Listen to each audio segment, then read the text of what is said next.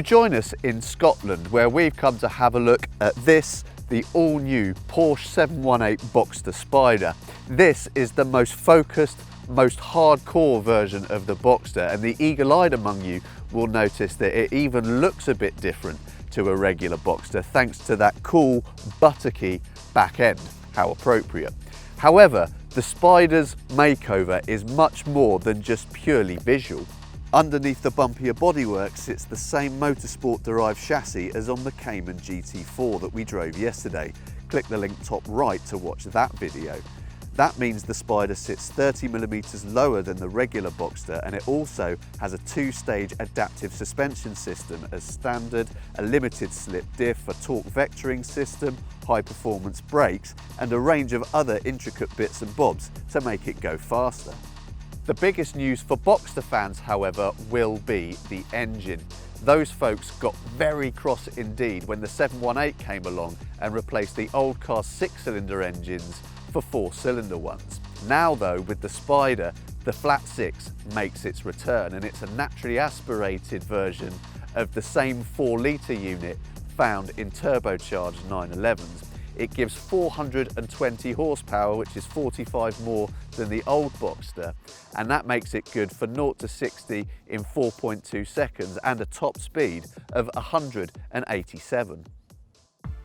Inside, things feel much like they do in any other Boxster. You've got a high quality interior, you've got a reasonably intuitive touchscreen system, and you've got loads of space around the two seats. Practicality isn't usually a huge consideration for a two-seat open-top sports car, but the Boxster does a surprisingly good job nonetheless. There are two luggage compartments, one under the bonnet and one in the back, and between them they give you a surprising amount of space for baggage. Removing the manually operated roof is a bit more of a faff than it is in the regular Boxster. You have to lift things up, lift things back, press buttons and undo catches, but it's not difficult, and to get the roof back up, you just reverse the process.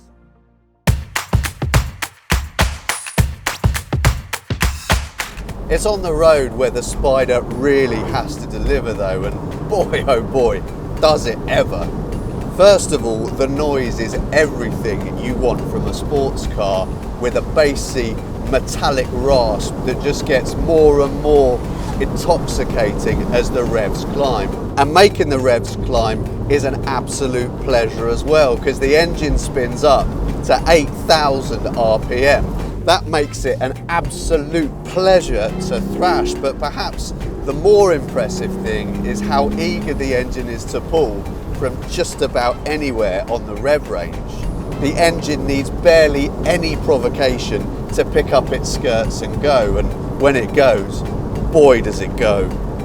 And the 6-speed manual gearbox that has just about the sweetest action it's possible for a manual gearbox to have makes things even more engaging.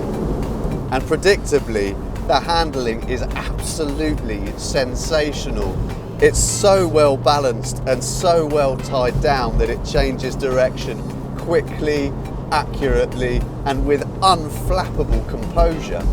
The steering is really special as well, because it tells you exactly what's going on in the tricky relationship between the tyres and the road surface. This is a car that will never fail to thrill you on any journey that you do.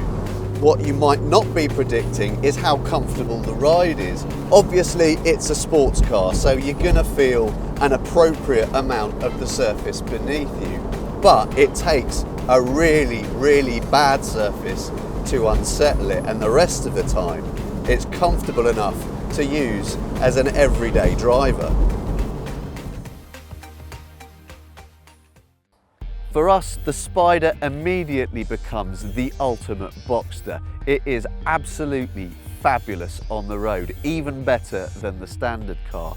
And what's more, it looks better, it sounds better, and it goes faster. Yes, it's not cheap at around £73,000, but for a car this capable and this engaging, we'd say it is well worth the money.